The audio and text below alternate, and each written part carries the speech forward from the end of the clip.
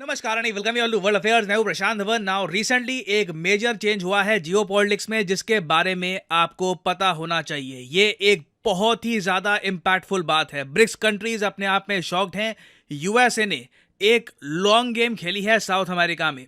Now यहाँ पे आप देख पाओगे, आर्टिकल आपको दिख जाएगा कि चाइना ने वार्निंग दी है। किसको वार्निंग दी है? अर्जेंटीना को। नाउ यूजुअली जब हम अर्जेंटीना के बारे में सोचते हैं ना, तो हम इंडियंस को यूजुअली माइंड में आता है सॉकर, फुटबॉल, लियोनेल मेसी या फिर मैराडोना। मगर अर्जेंटीना जियोपॉलिटिक्स की फील्ड में भी एक बहुत ही इंपॉर्टेंट प्लेयर है। और हाल ही में चाइना ने अर्जेंटीना को चेतावनी दी है कि अगर रिलेशंस तोड़े, अगर ब्रिक्स को ज्वाइन करने का जो फैसला है इससे यू टर्न लिया, तो अर्जेंटीना और चाइना रशिया के रिलेशंस बहुत ज्यादा खराब हो जाएंगे और ये अपने आप में एक सीरियस मिस्टेक होगी। नाउ यहाँ पे आप पूछेंगे इसका क्या मतलब है। देखिए, अर्जेंटीना में हाल ही में चुनाव हुए हैं, नया प्रेसिडेंट पावर में आया है और ये प्रेसिडेंट बिल्कुल प्रो यूएसए है। आप कह लीजिए अर्जेंटीना के इतिहास का सबसे ज्यादा प्रो यूएस प्रेसिडेंट। और पावर संभालते ही उसने पहली बात ये कही है कि हम ब्रिक्स को कभी भी ज्वाइन नहीं करेंगे। नहीं तो इंडिया में आपको याद होगा, अर्जेंटीना पिछले महीनों में, कुछ महीनों में न्यूज में इसलिए था क्योंकि अर्जेंटीना ब्रिक्स को ज्वाइन करने वाला था। अब यहाँ पे आप ऐसे कई लोग पूछेंगे, वेट ब्रिक्स को ज्वाइन करने वाला था मतलब कि ब्रिक्स का विस्तार अभी तक हुआ नहीं है क्या? इस पर हमने बहुत सारी वीडियोस देख ली, कई आर्टिकल पढ़ लिए कि कई और कंट्रीज ब्रिक्स को ज्वाइन कर रही हैं और उनका जो प्रोसेस है मेंबरशिप का वो भी पूरा हो चुका है। तो ये अभी तक मामला अटका हुआ है। जी हाँ, देखिए, ब्रिक्स के 5 मेंबर तो हैं, फाउंडिंग मेंबर आप कह लीजिए 4 हैं, बाद में साउथ अफ्रीका भी आया था। यहाँ पे आप देख पाएंगे ये हैं अभी के लिए करंट ब्रिक्स के members: Brazil, Russia, India, China, south Africa. Recently 6 नए कंट्रीज ने कहा था कि हमको भी ब्रिक्स ग्रुप को ज्वाइन करना है और उनकी मेंबरशिप ब्रिक्स कंट्रीज ने अप्रूव कर दी थी। आपको याद होगा इस सब में पाकिस्तान का नाम भी आ रहा था कि पाकिस्तान भी ब्रिक्स को ज्वाइन करेगा, मगर obviously in the and Pakistan की जो इकोनॉमी है वो सब देखते हुए पाकिस्तान को ब्रिक्स में ऐड नहीं किया गया। ना वो 6 देश कौन से हैं जो ब्रिक्स को ज्वाइन करने वाले थे? Argentina, Egypt, Ethiopia, Iran, Saudi Arabia, UAE. ये अपने आप में ना एक मेजर जियोपॉलिटिकल डेवलपमेंट थी। यूएस और बाकी जो वेस्टर्न कंट्रीज थे वो शॉक थे कि ब्रिक्स कंट्रीज इकट्ठा ले आएंगी ईरान और सऊदी अरेबिया को। ये एक गेम चेंजिंग मूव होने वाला था। मगर लास्ट मोमेंट पर क्या हुआ है, अचानक से अर्जेंटीना के जो नए प्रेसिडेंट हैं उन्होंने ये कह दिया कि हम ब्रिक्स को नहीं ज्वाइन करेंगे। अब यहाँ पे आप कहोगे अच्छा ठीक है, तो ये सब कंट्रीज ज्वाइन कब करने वाले थे ब्रिक्स को?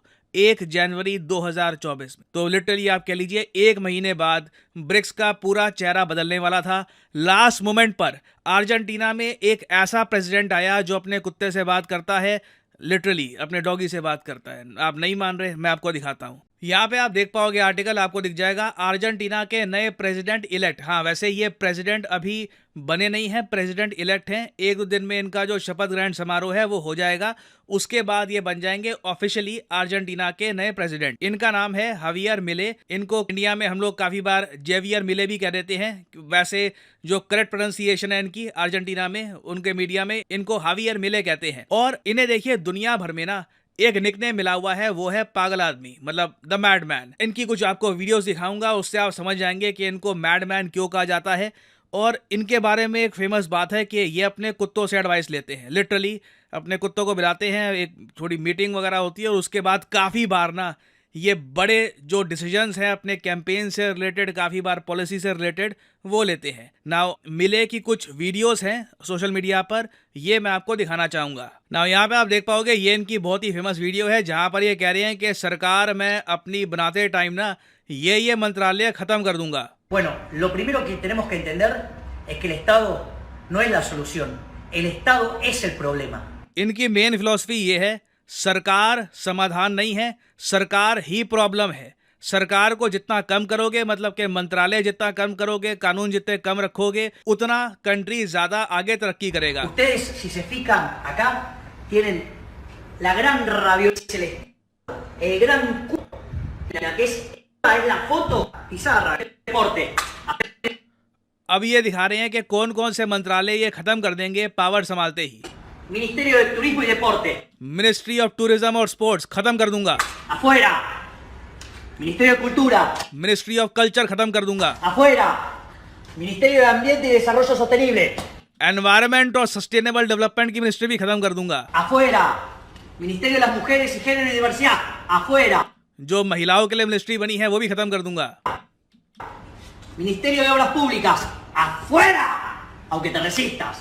बेसिकली इन्होंने कहा है कि सरकार का खर्चा बहुत ज़्यादा हो रहा है। इनका कहना यह है कि अर्जेंटीना जो आज के समय बहुत बड़े आर्थिक संकट में फंसा हुआ है, आपको पता होगा अर्जेंटीना में जो इन्फ्लेशन है रिकॉर्ड हाई रेट पे पहुंच चुकी है, गरीबी बहुत ज़्यादा बढ़ गई है। वर्ल्ड अफेयर्स पर ही मैंने कुछ टाइम पहले वीडियो बनाई थी, why Argentina is now called the world's beggar, क्योंकि भिखारियों की संख्या यहाँ पर बहुत ज़्यादा बढ़ गई है।